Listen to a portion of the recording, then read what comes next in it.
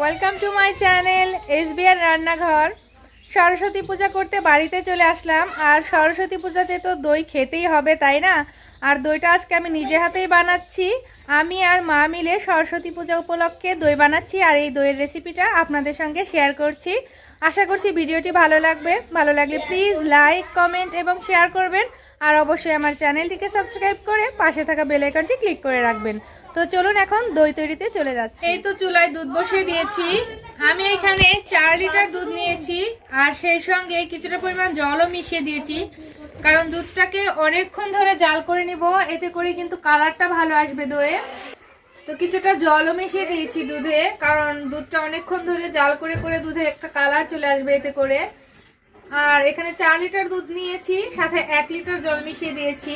আর এটাকে শুকিয়ে আমি প্রায় 2.5 লিটার থেকে 3 লিটার পরিমাণ করে নিব। এরপর আমি এটাকে দই বানাবো। তো এই যে দেখতে পাচ্ছেন আমি উঠিয়ে দিয়েছি চুলায়। এখন দুধটা আস্তে আস্তে জাল করে নিচ্ছি। ফিরে আসছি দুধটা শুকিয়ে নেওয়ার পরে। এই যে শীতে সবাই রোদে বসে খাওয়া দাওয়া করছে, আমার বৌদিরা এখানে খেতে বসেছে। এই যে তাকান একটু।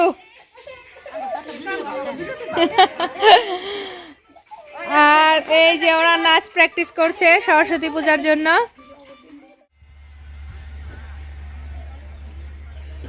চুলায় দুধ বসে দিয়েছি, আর এই যে এইদিকে কাপড় শুকা দিতে এসেছিলাম। এসে দেখি পাশেই খেতে ধানের চারা লাগানো হচ্ছে। একটু জুম করে আমি দেখিয়ে দিচ্ছি। গ্রামের এরকম দৃশ্য আপনারা যারা শহরে থাকেন অনেকেই দেখতে পান না, তাই জন্য আমি একটু দেখিয়ে দিচ্ছি।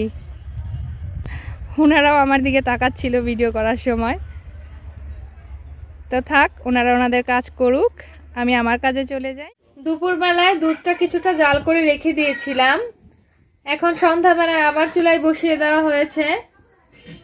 এখন যতটুকু শুকানো দরকার শুকিয়ে এরপর এর মধ্যে চিনি দিয়ে দিব। চুলায় জাল বসিয়ে দিলাম। এই যে দেখুন এখন রাত হয়ে গেছে, তো রান্নাঘরে কিছুটা অন্ধকার, হয়তো বোঝা যাচ্ছে না। দেখেন দুধে কত সর পড়েছে, আর রংটাও কি সুন্দর হয়েছে। এখন দিয়ে দিব চিনি।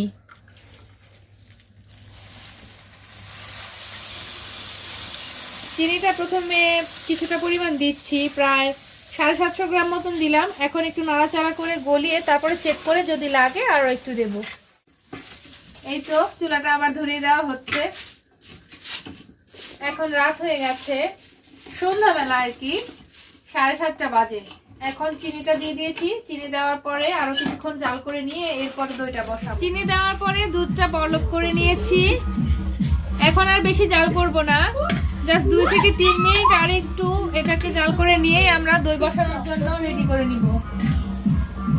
এই যে 2টা পাতিলে আজকে দই বসাবো। এই যে মাটির পাতিলগুলো অ্যারেঞ্জ করেছি, আগে থেকেই মা এগুলো কিনে রেখেছিল। এগুলো দিয়ে দই বসাবো। একটু হালকা গরম করে নিচ্ছে, তাই চুলার পাশে বসিয়ে দিলাম। এই তো দুধ জাল করে নেওয়া হয়ে গেছে। আসলে এটা কিন্তু একদম বাদামি কালার হয়ে গেছে। রান্নাঘরের লাইটের আলোটা একটু কম, হয়তো কালারটা তো বোঝা যাচ্ছে না। এখন আমি এটা চুলা থেকে নামিয়ে নিব।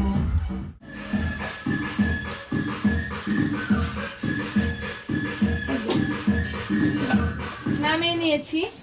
এখন একটা নাড়াচাড়া করে ঠান্ডা করে নিব। আর এই যে মা এই মোটা মোটা কাপড়গুলো গরম করে নিচ্ছে, এগুলো দিয়ে দইটা ঢেকে দেওয়া হবে। দুধটা আমাদের ই করা হয়ে গেছে, জুড়ে নেওয়া হয়ে গেছে। এরকম অবস্থাতে এখন আমি দইয়ের বীজ মিশিয়ে নিব।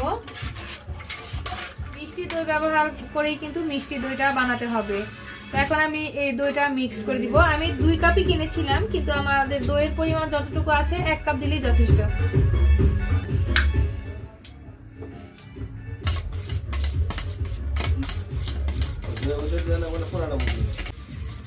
খুব ভালো করে দইটাকে কিন্তু আমি একদম ফেটে নিয়েছি। এখন দইটা মিক্সড করে দিচ্ছি।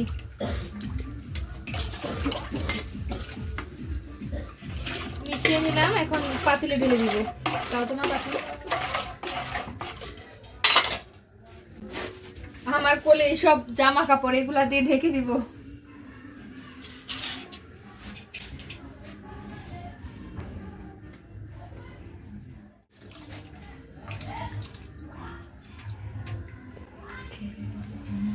এই তো এক পাতিলেই হয়ে গেল, ভেবেছিলাম পাতিল 2টা লাগতে পারে। আসলে অনেক শুকিয়েছি তো, ক্ষীর দই খাবো ওই জন্যই। এই যে দইয়ের দুধটা ঢেলে নিয়েছি, এখন একটি চালনিতে ঢেকে দিচ্ছি। আর সাথে আমি একটা খাতার পেজও দিয়ে দিচ্ছি, যাতে করে এখন আমি যে গরম কাপড়টা দিয়ে ঢাকবো, এটার একটু বাষ্প উঠলে সেটা যেন ইয়ে থাকে। গরম কাপড় দিয়ে ঢেকে দেওয়া হচ্ছে। একটা দিলাম, এই যে মা আরো একটা মোটা কাপড় উপর দিয়ে দিয়ে দিল গরম করে। এখন ওই যে আমাদের যে এক্সট্রা পাতিলটা নিয়েছিলাম, এটা তো আর দরকার লাগেনি, এটা একটু গরম করে উপরে দিয়ে ভাড়া দিয়ে রাখবো। চুলায় অনেক আগুন আছে, একদম গনগন করছে। এটা একদম তাপিয়ে নেওয়া হয়ে গেছে, এটা উপরে দিয়ে দেওয়া হলো। আর কিছুই লাগবে না, এভাবে করে এখন আমরা সারা রাতের জন্য রেখে দিব উপরওয়ালার নাম নিয়ে, যে দইটা যেন ভালো মতো বসে যায়। আর পরের দিন সকালবেলা আপনাদের দেখাবো। তাহলে এখন চলে যাচ্ছি, ফিরে আসছি পরের দিন সকালবেলা। খুব দুঃখের সাথে জানাচ্ছি আমাদের দইটা কেন যে জমেনি বুঝতে পারলাম না। সব প্রসেসই ঠিক ছিল, কিন্তু কি ভুল হলো সেটাই বুঝতে পারছি না। একটু দেখাচ্ছি, দেখেন সেরকম জাস্ট মানে তরল দুধটা যেরকম সেরকমই রয়েছে। মনটা খুবই খারাপ আমার। এত শখ করেছিলাম বাবা মাকে দই বানিয়ে খাওয়াবো। আমি বাসায় অনেকবার বানিয়েছি, আপনাদের সঙ্গে রেসিপিও আপলোড করেছি অনেকবার, কিন্তু একই প্রসেসে তো এখানেও আমি করলাম। কেন কি হলো বুঝতেই পারলাম না কিছু। এই যে আমার ভাই খাওয়ার জন্য নিয়েছে, এটা হচ্ছে ক্ষীর। ও বলছে এটা শুধুই ক্ষীর। যাই হোক, কিছুই করার নেই, এরকম হয়ে গেছে। তো আমার কি ভুল ছিল বা কেন এরকম হলো আমি তো বুঝতে পারলাম না। আপনারা কেউ যদি বুঝতে পারেন তাহলে অবশ্যই আমাকে কমেন্টে জানাবেন।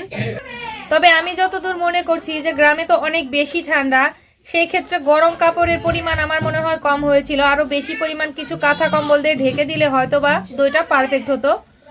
এটাই আমার মনে হচ্ছে যে দইটা আমার এই জন্যই ভালো মতো জমেনি। যাই হোক, কি আর করার, আজকের ভিডিও এখানেই ছেড়ে দিচ্ছি। আমার এত কষ্টের করা ভিডিওটা ভালো লাগলে প্লিজ লাইক কমেন্ট শেয়ার করবেন, আর অবশ্যই আমার চ্যানেলটিকে সাবস্ক্রাইব করে পাশে থাকা বেল আইকনটি ক্লিক করে দিবেন।